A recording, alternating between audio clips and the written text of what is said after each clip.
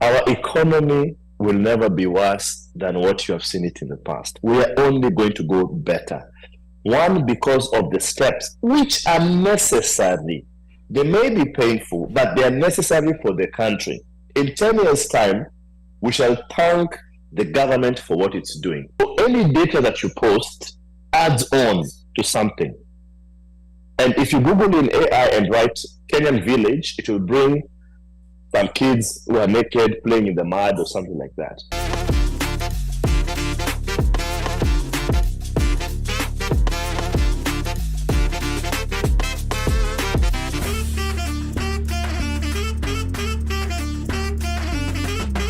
Wow. Okay.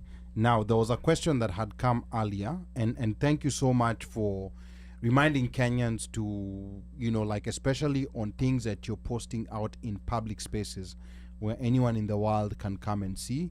Be mindful that these images may give someone an impression of this is how Kenya is. It may make someone change their mind if they wanted to visit Kenya.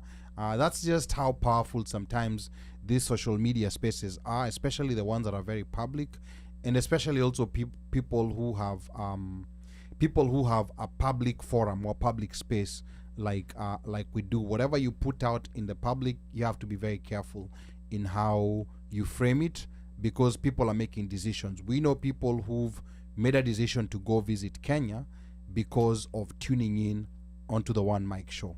We have people who've done that, and we don't know the silent ones who are just doing it silently. So it's very important to do that. Ali, yeah. Let me help you with something, a conversation about that. Yeah. Most of the AI generated information is based on an algorithm of what they have online. Remember, anytime you post a video, you're adding on to the data available for machines worldwide. So any data that you post adds on to something. And if you Google in AI and write Kenyan village, it will bring some kids who are naked playing in the mud or something like that. Because the AI has been fed with different information. If you Google a picture and say OneMicShow, what comes up according to the algorithm of Google is determined by the number of interactions that you have. So we cannot be on one side, we're very busy hating on the country, and then on one side, we are hoping that the country actually makes it. Okay. Is there anything that you feel like you have not achieved in that period that you had expected to achieve, but you feel like you've not achieved in that short period that you've been around? Well, one of the things that I really wanted to focus on is the whole aspect of, can we be able to bring all our strengths together as a people? Are we able to bring our strengths together? I mean, how many Kenyans do we have who work in tech? Can we come together and do something for Kenya? How many Kenyans do we have in broadcasting? Can we come here and do this? So there are Kenyans in every aspect. I really wish that we would have been able to bring people together and then harness the potential in every group that we have. That for me, I felt I wasn't able to fully do it. I did it, but I wanted more. I want, for example, nursing. We're the backbone of nursing in this country. Are we able to get these nurses to create some sort of school or course or whatever which can support nursing back home? Are we able to train caregivers in Kenya so that they can take care of our grandmothers, our grandfathers, our aunties who are sick everywhere? Are we able to do all these things whereby we bring together the strengths that we have?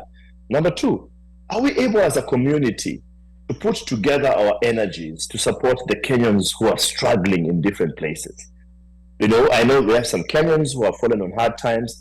Can we have this place whereby they feel like, if I just call this number, somebody will come through for me? Or if one mic just says, every Friday, we shall be highlighting some needs and cases, and Kenyans are there waiting with their $10 to throw it in and sort this guy out. and get them out of there? Are we able to know how many professors do we have who are sitting in big positions which determine scholarships which are being given to Kenyans? Do we have Kenyans who are serving governments, county governments and city governments, who together can tell us, oh, by the way, guys, there's an opportunity in Sacramento, and my governor wants to meet 1, 2, 3, and Ted shows up and says, okay, next week I'm going to bring 2,000 people, and we're able to do that. So those are the things that I'd hoped we would for the creative economy.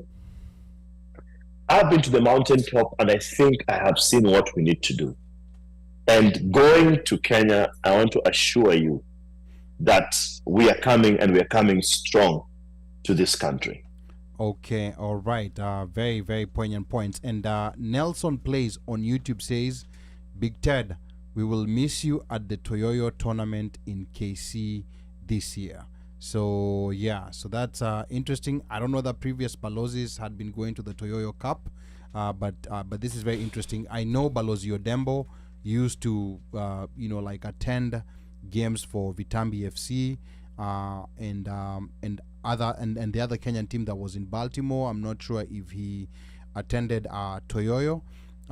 So that's also very interesting. And then Pablo here says, thank you, Balozi, for fighting misinformation, half-truths, and fake news. Want to remind the listeners that you're tuned into the One Mic Show, and I'm your host and producer, Ali Badawi. We are here with outgoing LA Consul General Thomas Kwakwa, aka Big Ted, who has served in this position since 2022. He was once a mogul on the Kenyan entertainment scene, and he's here tonight on his last interview prior to leaving office. Our lines are open. Let me help you. One of the things I like about the last question is about misinformation. Now, misinformation is a big, big problem in the world right now, especially with the onset of social media. Yeah. And let me assure you, one of the things I will not allow in any conversation. I don't care if it's 1 million people against me. I'm not doing it to win. I'm doing it to inform people. There is no way people will come and post falsehoods about our country, and I'm just sitting there. I'm like, listen, that's a simple thing. You can Google it and check it out. You know, Kenya is the 4th largest economy in Africa. Check it out. Kenya has a bigger economy than anybody else. I mean, when us guys are doing about 175 billion, the next country is doing about 75. So where will they get this 100 billion from? You know? So let's be serious with the things that are going on, but also look at the magnanimity of our economy as a whole. You see, you just don't grow just overnight. It takes time for you to grow. And I want to assure you guys one thing. Our economy will never be worse than what you have seen it in the past. We are only going to go better. One, because of the steps which are necessary. They may be painful, but they are necessary for the country. In 10 years' time, we shall thank the government for what it's doing. And I've said it in all the groups, and I'm saying it again. We will thank the government for what it has done. Okay, I mean, fair enough. And there's people who have legit reasons, like, in all honesty, yes. And of course, we are all trying to paint a positive picture of Kenya, but there's people who also have legit reasons to tell us that, life was better off 10, 15 years ago, 20 years ago, and it's a lot of Kenyans. So I think also let's not lose that, because there's also people who are hurting. But then again, of course, there's also a lot of positive steps being taken towards alleviating these situations.